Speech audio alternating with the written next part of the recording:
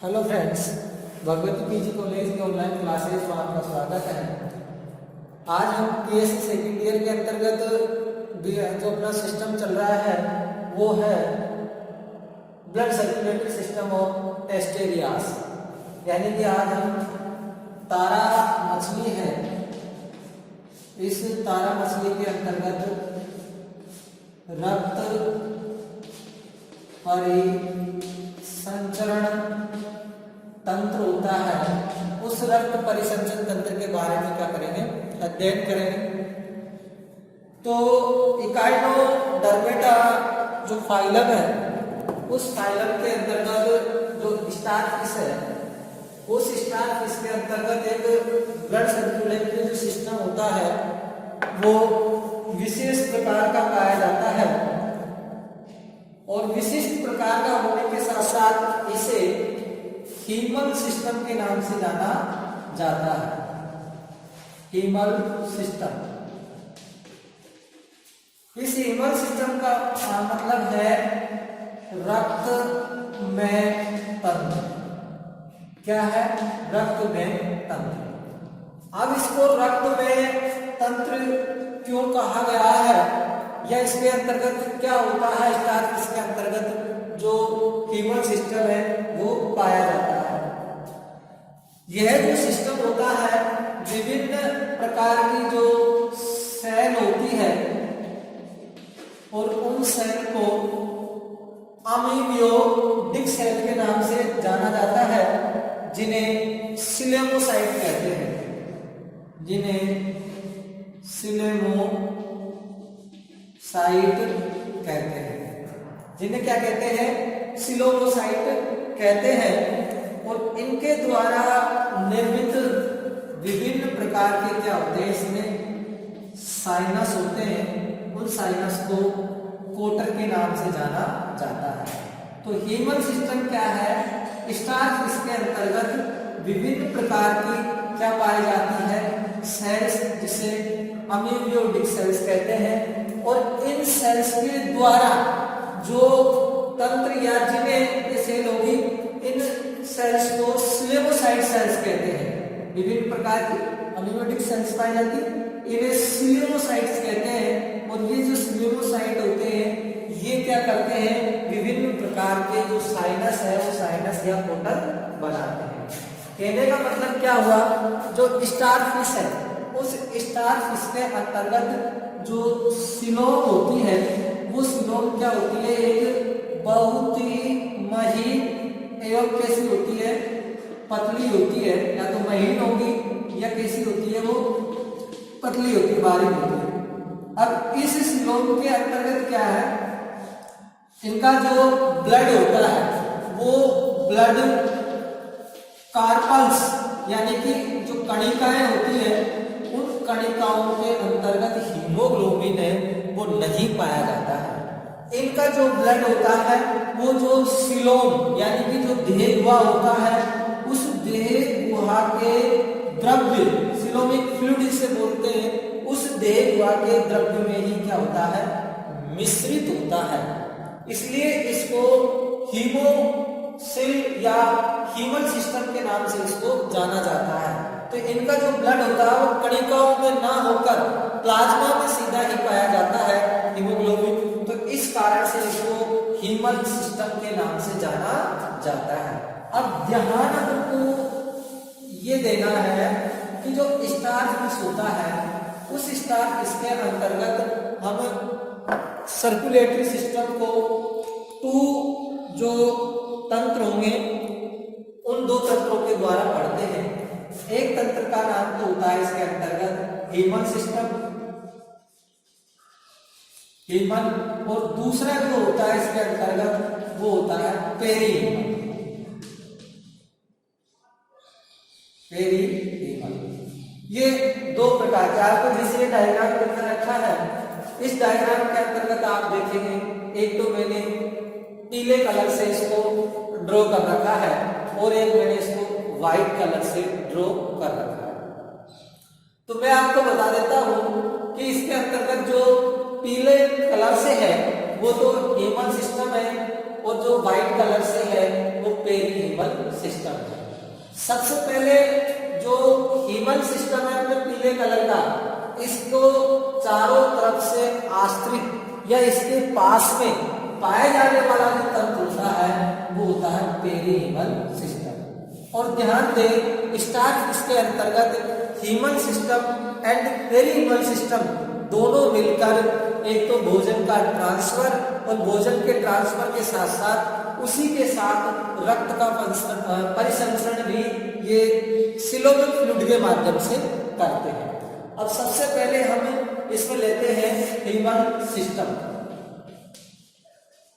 Haemal system कौन सा है? ये पीला वाला हीमल सिस्टम है। अब इस पीले वाले हीमल सिस्टम के अंतर्गत निम्न संरचनाएं पाई जाती है और उन संरचनाओं का हम बारीकी से क्या करते हैं? अध्ययन करते हैं। सबसे पहले यह जो तंत्र होता है ये निम्न भागों से मिलकर बना होता है। निम्न भागों से क्या होता है? मिलकर बना होता है। निम्न भागों से मिलकर बना होता है। सबसे पहले इसके जो भाग है उस भाग का नाम है ओरल हीमल रिंग। क्या है? Oral haemal ring. ये जो आपको गोल पीले रंग की जो संरचना दिखाई दे रही है, इस गोल पीले रंग की संरचना को ओरल हीमल रिंग के नाम से जाना जाता है। और ये ओरल हीमल रिंग होती है, इसका जो ये माउथ, ये वाला जो स्टिक है इसको बोलते हैं माउथ। इस माउथ के चारों तरफ एक लेयर पाई जाती है, उस लेयर का मैंने नाम भी बताया था पेरिस्टोम। क्या बताया था? पेरिस्टोम। और ये पेरिस्टोम जो लेयर होता है, इस लेयर के चारों तरफ ओरल हीमल रिंग पाई जाती है और ये जो है माउथ को घेरे रहती है। मुंह होता है, इस मुंह को क्या है? ये घेरे हुए रहती है। साथ ही ये एक शेप का होता है, यानी कि अंडे की आकृति का ओरल हीमल रिंग होता है। और ये कहाँ पाया जाता है? ये ओरल सरफेस पर पाया जाता है। कहाँ पाया जाएगा? ये ओरल सरफेस है, उस ओरल सरफेस पर ये पाया जाता है। तो पहला हो गया अपने पास ओरल हीमल रिंग हो गया। दूसरा इसके अंतर्गत जो आ रहा है radial haemal strand. Radial haemal strand. ये रेडियल हीमल स्ट्रैंड क्या है? रिंग के द्वारा प्रत्येक कोण पर, ये जो केनाल है इसके प्रत्येक कोण पर क्या निकलते हैं? ये रेडियल हीमल स्ट्रैंड निकलते हैं। ये जो निकल रहे हैं, ये आपको मैं बता देता हूं, ये जो निकलते हैं ये इनको बोला जाता है रेडियल हीमल स्ट्रैंड। ये रहा रेडियल हीमल स्ट्रैंड। ये इन पीले वाले प्रत्येक जो कोण होता है वहां से निकलता है और इनको रेडियल हीमल स्ट्रैंड के नाम से जाना जाता है। जो प्रत्येक जो पांचों भुजाएं होती है उन पांचों भुजाओं में क्या करते हैं? प्रवेश करते हैं। तो यहां लिख सकते हैं प्रत्येक भुजा में प्रवेश करते हैं। प्रत्येक भुजा में प्रवेश करते हैं। तो ये कौन सा हो गया? रेडियल हीमल स्ट्रैंड हो गया। फिर इसका तीसरे नंबर पर जो संरचना आती है उसका नाम है एक्सियल ग्लैंड। Axial gland. और ये एक्सियल ग्लैंड है। अब इसकी संरचना के बारे में हम देखते हैं। ये क्या है? ओरल हीमल रिंग के द्वारा एक लंबी थैलेनुमा संरचना। ओरल हीमल रिंग के द्वारा एक लंबी थैलेनुमा संरचना निकलती है और इस थैलेनुमा संरचना को एक्सियल ग्लैंड के नाम से जाना जाता है। तो ये क्या है? थैलेनुमा संरचना है। निकल किससे रही है? ये ओरल हीमल रिंग से ये निकलती है। यह किसकी बनी हुई होती है? यह कनेक्टिव टिश्यू यानी कि संयोजी ऊतक की बनी हुई होती है। साथ ही अगर हम बात करते हैं, इसका जो उद्भव होता है वो होता है मैड्रीपोराइट, जिसे अपन प्ररंध्रक बोलते हैं। मैड्रीपोराइट से इसका क्या होता है भाई? उद्भव होता है। किसका होता है? Axil gland. अब एक्सिल ग्लैंड के बाद में देखेंगे जिसकी कोशिका स्लेमोसाइट सेल्स कहलाती है। इसके अंतर्गत जो कोशिका होगी वो क्या कहलाएगी? अपने पास स्लेमोसाइट सेल्स होती है, वो कहलाती है स्लेमोसाइट सेल्स कहलाती है। इसके अंतर्गत जो कोशिकाएं पाई जाएगी और इनकी जो प्रकृति होती है वो प्रकृति कैसी होती है? अमीबीय प्रकृति होती है, अमीबीय नेचर की होती है। साथ ही इसमें कहा गया है कि इन कोशिकाओं के मध्य में खाली स्थान पाया जाता है। इन कोशिकाओं की जो मध्य होता है इनके अंतर्गत खाली स्थान पाया जाता है और उस खाली स्थान को सिलोमिक फ्लूइड कहते हैं। उस खाली स्थान के अंतर्गत जो द्रव पाया जाएगा इनके अंतर्गत ये नाम पाया जाएगा क्या? सिलोमिक फ्लूइड पाया जाता है। और ये ग्रंथि भूरे कलर के होने के साथ साथ, ब्राउन कलर के होने के साथ साथ इसको ब्राउन ग्लैंड के नाम से भी जाना जाता है। साथ ही ये जिस जगह पर वो लगी हुई होती है, एब्रोड सरफेस पर ये जिस जगह पर लगी हुई होती है, ये अब कहां चली जाती है? ये एबोरल सरफेस पर। और एबोरल सरफेस पर ये जिस जगह पर लगी हुई होती है वहां पर होते हैं गैस्ट्रिक टफ्ट। क्या होते हैं? गैस्ट्रिक टफ्ट होते हैं। और इस जिस स्थान पर लगी रहती है उसके विपरीत क्या पाया जाता है? डोर्सल सेक पाया जाता है, पृष्ठ थैला पाया जाता है। और इस पृष्ठ थैला का संबंध आपका जो स्टोमच होता है उस स्टोमच के कार्डियक भाग से होता है, कार्डियक भाग से। और उस कार्डियक भाग से इसके अंतर्गत क्या आता है? स्टोमच से फूड आता है, यानी कि भोजन आता है। और ये भोजन होता है डोर्सल सेक के द्वारा, ह्यूमन सिस्टम होता है, इस सिस्टम में भेजा जाता है।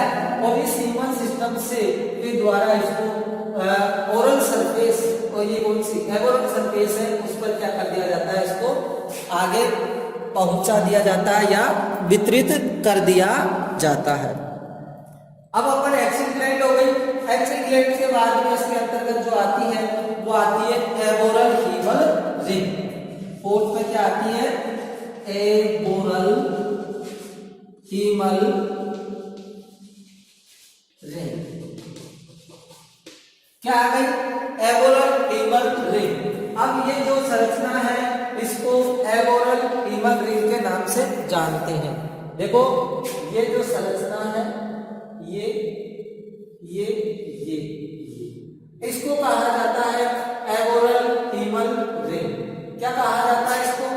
Aboral haemal ring. और एबोरल हीमल रिंग होती है ये एबोरल सरफेस पर पाई जाती है। और पाई जाने के साथ साथ ये भी क्या होती है? पंचकोणीय होती है। इसके अंतर्गत 5 एंगल होते हैं, इसमें पंचकोणीय होते हैं। और प्रत्येक एंगल से 2 गोनाड्स इसके अंतर्गत निकलते हैं। इन गोनाड्स को क्या बोला जाता है? जनक बोला जाता है।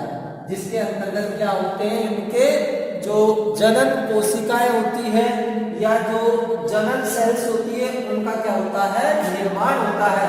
तो ये प्रत्येक कोण से 2 निकलते हैं और 5 कोणे हैं, इसलिए इनकी संख्या कितनी हो गई? 10 हो गई। तो 10 गोनाड है वो किस पर पाए जाते हैं? एबोरल हीमल रिंग पर पाए जाते हैं। और अर्थात हीमल स्ट्रैंड की संख्या भी इसके अंतर्गत 2 होती है। हीमल स्ट्रैंड नहीं, ये इनको स्ट्रैंड के नाम से जाना जाता है, जेनेटल हीमल स्ट्रैंड, इन दोनों को मिला। और इनकी एक कोने पर संख्या कितनी होती है? 2। तो इस प्रकार से हमारा क्या है? ये हीमल सिस्टम है वो हुआ। हीमल सिस्टम के अंतर्गत aboral haemal, radial haemal strand है, एक्सिल ग्लैंड है और एगोरल ह्यूमन रिंग। अब आता है इसका फंक्शन, तो फंक्शन देखेंगे FUNCTION। इस फंक्शन की हम बात करते हैं कार्य की, यानी कि ये क्या कार्य करता है ह्यूमन सिस्टम। तो ध्यान देंगे ह्यूमन सिस्टम है यह पचित भोज्य पदार्थ को पूरे शरीर में फैलाने का कार्य करता है। पचित भोज्य पदार्थ को पूरे शरीर में, पूरा जो शरीर होता है उस शरीर में फैलाने का कार्य करता है, फैलाने का कार्य करता है। कौन करता है? ह्यूमन सिस्टम करता है। साथ ही इसमें एक्सिल ग्लैंड के एगोरल सरफेस की ओर पाए जाने वाले शरीर पर, एक्सिल ग्लैंड है उसके एगोरल सरफेस पर पाए जाने वाले शरीर पर उभारनुमा संरचना जिसे डोर्सल से यानी कि पृष्ठ थैला कहते हैं, इसके द्वारा स्टोमच के कार्डियक भाग से भोजन एक्सिल ग्लैंड में आता है, या पचित भोजन है वो एक्सिल ग्लैंड में स्थानांतरित किया जाता है। फिर यहाँ से इन पदार्थों को इसमें पाई जाती है सिलेमोसाइट सेल्स। इन सिलेमोसाइट सेल्स के द्वारा एगोरल व ओरल सरफेस पर क्या किया जाता है? पहुंचाया जाता है। और जैसे ही पहुंचाया जाता है तो इसका कार्य है वो कंप्लीट हो जाता है।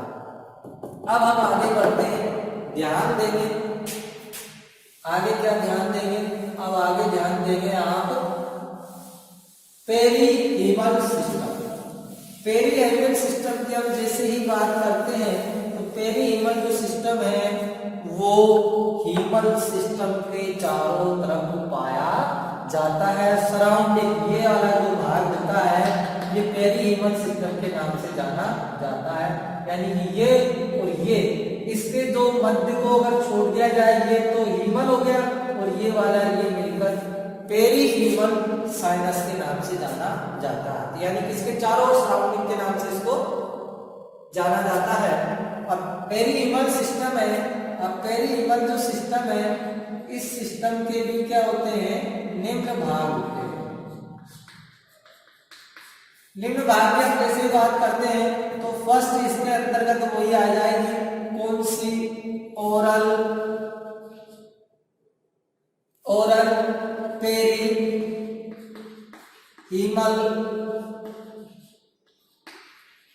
रिंग। कहने का मतलब यहां पर हमने ओरल पढ़ा था, अब इसके आगे क्या लग जाएगा? ओरल पेरीहीमल, यानी कि जहां भी हीमल वर्ड है उसके आगे पेरी लग जाएगा और अपना पेरीहीमल सिस्टम है वो बन जाएगा। तो इसके बारे में हमको लिखने वाले हैं, ये भी क्या है? जो माउथ है उस माउथ ओरल सरफेस पर ओरल हीमल रिंग के चारों ओर पाए जाने वाली रिंग के रूप में ये उपस्थित होती है। कहाँ होती है? ये ओरल हीमल रिंग है, ओरल हीमल रिंग के चारों ओर उपस्थित होती है। ओरल हीमल रिंग के चारों ओर उपस्थित जो संरचना होती है उस उपस्थित रचना को क्या कहते हैं? ओरल पेरीहीमल रिंग कहते हैं। दूसरा इसके अंतर्गत जो आने वाली संरचना उसका नाम है ओरल रेडियल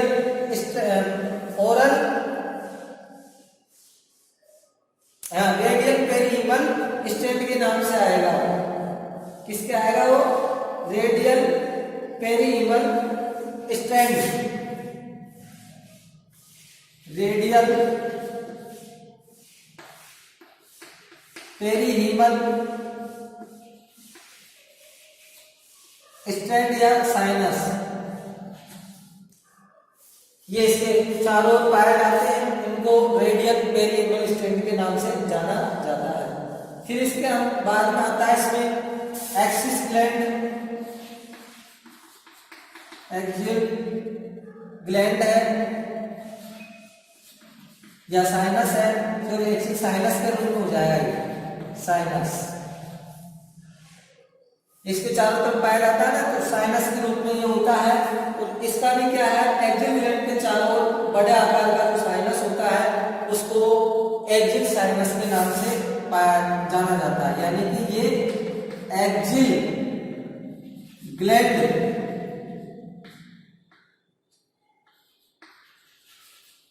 के चारों ओर पाया जाने वाला तंत्र।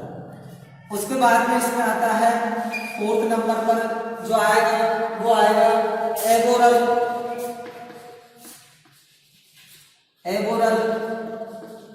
पेरीहीमल रिंग। एबोरल पेरीहीमल रिंग की हम जैसे बात करते हैं तो ओरल हीमल रिंग है, ये एबोरल पेरीहीमल रिंग है, ये एबोरल हीमल रिंग है। इसके चारों तरफ पाया जाने वाला पंचकोणीय होता है। फिर आता अपने पास यह है जेनाइटल हीमल स्टैंड के चारों ओर भी पाया जाता है। जेनाइटल हीमल स्टैंड होते हैं उनके चारों ओर भी पाए जाने वाली संरचना होती है, जिसे अपन जेनाइटल पेरीहीमल साइनस कह सकते हैं। और भी संरचना इसके अंतर्गत बढ़ जाती है। जेनाइटल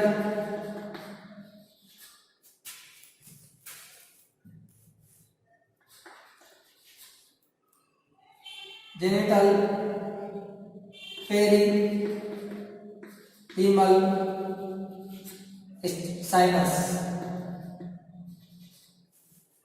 ये इसके चारों ओर पाए जाने वाली होती है। फिर इसके बाद में इसमें मार्गिनल भी आता है। मार्गिनल पेरीहीमल साइनस, जो मार्गिनल साइनस है ये प्रत्येक जो भुजाएं होती है उस भुजाओं पर ये पाया जाता है। मार्गिनल साइनस प्रत्येक जो भुजा होती है उस प्रत्येक भुजा में पाया जाता है। यहाँ से जो नर्व होती है, नर्व यानी कि तंत्रिकाएं निकलती है, वहां पर ये विशेष रूप से ये पाया जाता है मार्गिनल साइनस। अब इसके बाद में आता है इसका फंक्शन। अब हम पेरीहीमल जो सिस्टम है इसके अगर हम फंक्शन की बात करते हैं तो पेरीहीमल सिस्टम का कार्य है हीमल सिस्टम को चारों ओर से घेरे लेना है। तो ये है हीमल सिस्टम को चारों ओर से घेरे लेना। एक तो ये इसका कार्य है किसका, पेरीहीमल सिस्टम का। और चारों ओर से घेर कर सिलोमिक फ्लूइड है वो प्रदान करता है।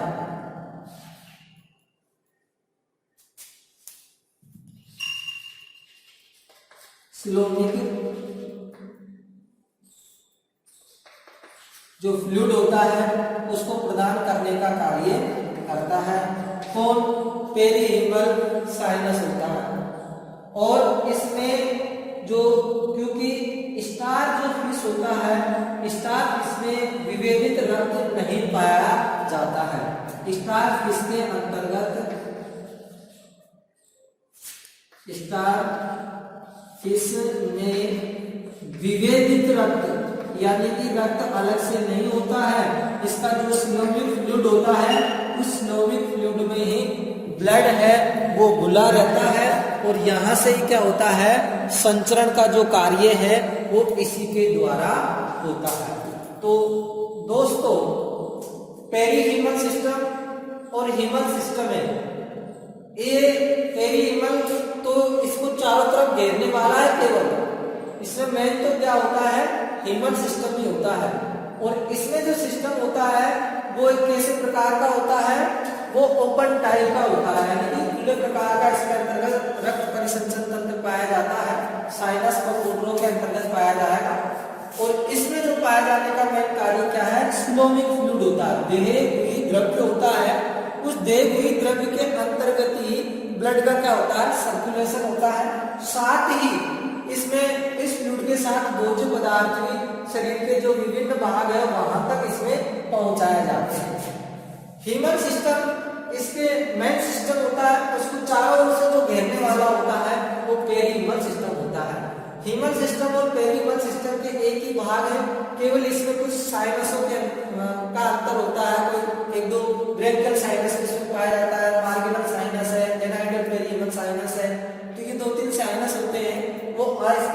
अंगों तक जाते हैं तो वहां तक भी पाए जाते हैं। तो इस प्रकार से हमारा जो स्टार फिश है उस स्टार फिश के अंतर्गत जो ब्लड सर्कुलेटरी सिस्टम है वो कंप्लीट होता है। अब नेक्स्ट इसमें हम जो पढ़ेंगे वो पढ़ेंगे हम क्या नाम से नर्व सिस्टम है। और ये नर्व सिस्टम जैसे ही हम पढ़ते हैं फिर इसके नर्व सिस्टम के बाद में सेंसरी ऑर्गन है और रिप्रोडक्टिव सिस्टम है, यानी कि 1 या 2 दिन के अंतर्गत आपकी ये जो यूनिट 3rd है वो भी क्या है कंप्लीट हो जाएगी। और दोस्तों मैंने ग्रुप के अंतर्गत सिलेबस डाल दिया है और सिलेबस में काफी चेंजिंग है, आप देख लेंगे। उसमें जो 5th यूनिट है फर्स्ट पेपर के अंतर्गत वो तो बिल्कुल हटाई रखी है ही नहीं है, 5th यूनिट है। केवल इसके अंतर्गत जो 4 यूनिट है उनको ही 5 यूनिट बना के या किया गया है। तो आप अच्छी तरीके से सिलेबस देखें और अकॉर्डिंग टू सिलेबस स्टडी करें। तो अकॉर्डिंग टू सिलेबस स्टडी करोगे तो कम समय में अधिक स्टडी कर पाओगे। अगर सिलेबस से बाहर चलोगे तो आप यही उलझते रह जाओगे। तो दोस्तों आज के वीडियो में हमने ब्लड सर्कुलेटरी सिस्टम है स्टेरियास यानी कि स्टार फिश के अंतर्गत उसको कंप्लीट किया है। और आज हमारी डेट थी 15/1/21। ठीक है।